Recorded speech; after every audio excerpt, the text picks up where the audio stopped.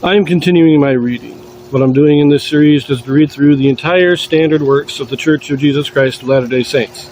This consists of the Bible, the Book of Mormon, the Doctrine and Covenants, and the Pearl of Great Price. I am reading in a chronological order of events, not according to publication or volume, so I will be skipping around a bit as I move along. So we continue with Jeremiah a little bit more. This will be chapter 22.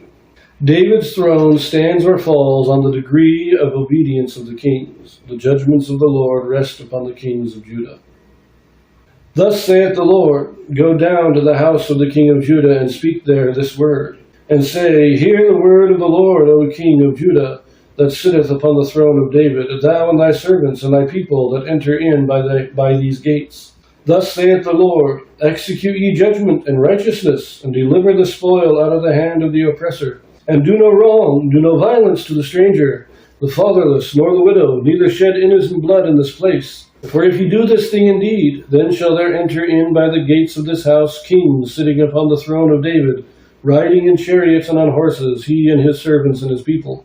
But if ye will not hear these words, I swear by myself, saith the Lord, that this house shall become a desolation. For thus saith the Lord unto the king's house of Judah, Thou art Gilead unto me, and the head of Lebanon. Yet surely I will make thee a wilderness, and cities which are not inhabited. And I will prepare destroyers against thee, every one with his weapons, and they shall cut down thy choice cedars, and cast them into the fire. And many nations shall pass by this city, and they shall say, every man to his neighbor, Wherefore hath the Lord done thus unto this great city?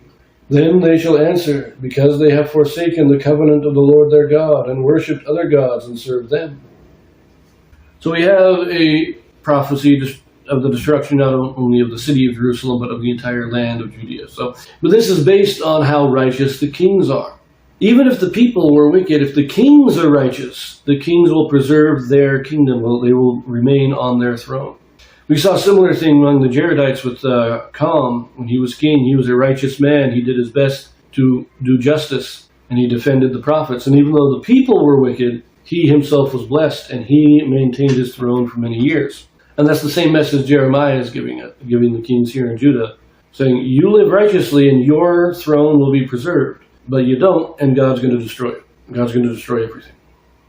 Verse 10, Weep ye not for the dead, neither bemoan him, but weep sore for him that goeth away, for he shall return no more, nor see his native country.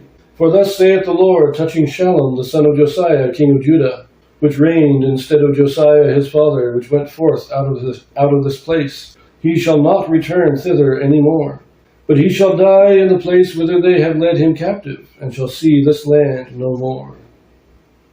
So who is this Shallum? Now, First Chronicles lists 4 sons of Josiah: Johanan, Jehoiakim, Zedekiah, and Shallum. Now, if we take the ages for Jehaziah, he was 2 years younger than Jehoiakim, meaning Jehoiakim was the eldest. Then Jehoahaz. And Zedekiah is, I think, 13 years younger than Jehoahaz. Shallum is listed as the 4th son of Josiah. Of course, he's listed as the youngest. There's some discrepancy in the ages here. But apparently, he was also taken captive. We have no record of this captivity of him, except mentioned here in Jeremiah, that he was taken captive and he will never return back to Judah. And when I first read that, I thought that might have been another name for Jehoahaz, because he was taken captive into Egypt, if you will remember. But apparently not. Apparently Shallum was another son, and we have no information about him, other than that he was taken captive somewhere. It doesn't even say where. And you can get that. It's 1 Chronicles chapter 3, verse 15, where it lists the 4 sons of Josiah. Anyways, verse 13. Woe unto him that buildeth his house by unrighteousness, and his chambers by wrong, that useth his neighbor's service without wages, and giveth him not for his work. That saith, I will build me a wide house and large chambers, and cutteth him out windows, and it is sealed with cedar, and painted with vermilion. Shalt thou reign because thou closest thyself in cedar? Did not thy father eat and drink and do judgment and justice, and then it was well with him? He judged the cause of the poor and needy, then it was well with him. Was not this to know me, saith the Lord? But thine eyes and thine heart are not but for thy covetousness, and for to shed innocent blood, and for oppression, and for violence, to do it. Therefore thus saith the Lord concerning Jehoiakim, the son of Josiah, king of Judah, they shall not lament for him, saying, Ah, my brother, or Ah, sister. They shall not lament for him, saying, Ah, Lord, or Ah, his glory. He shall be buried with the burial of an ass, drawn and cast forth beyond the gates of Jerusalem. Now this tells us that we did get this in the house. I was a little unsure that this was the right place in our timeline to put this one, but it is during the reign of Jehoiakim. This is the king he's talking to. And when he talks about thy father, that's Josiah. He's talking about Josiah was a great king. He did justice. He did righteousness. That's why he got a deferment on the destruction, because he was righteous. Verse 20. Go up to Lebanon and cry, and lift up thy voice in Bashan, and cry from the passages, for all thy lovers are destroyed. I spake unto thee in thy prosperity, but thou saidst, I will not hear. This hath been thy manner from thy youth, that thou obeyedst not my voice.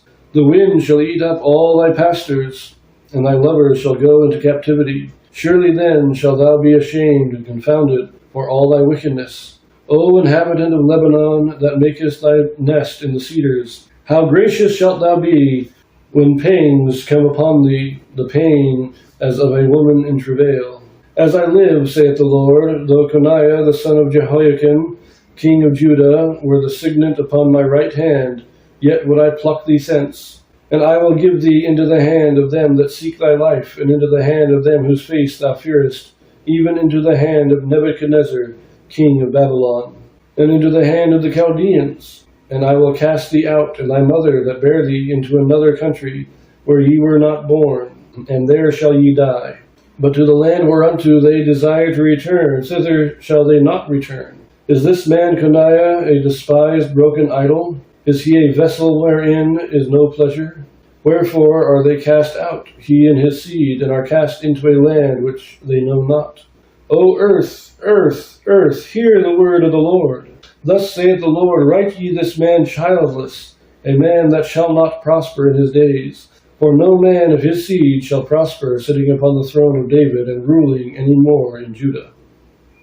Now it has Coniah here, and I think that this most likely is talking about Jeconiah, who was later renamed Jehoiakim, and is the one that became king after Jehoiakim. Of course, he only reigned for a month or two before Babylon came, and he's taken into captivity. But I think, that's who it's talking about. This is Jeconiah.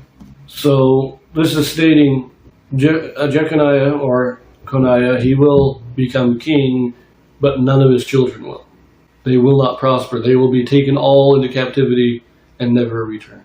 This is an interesting and a rather strong condemnation of the kings of Judah. Not the people this time. This is specifically the kings.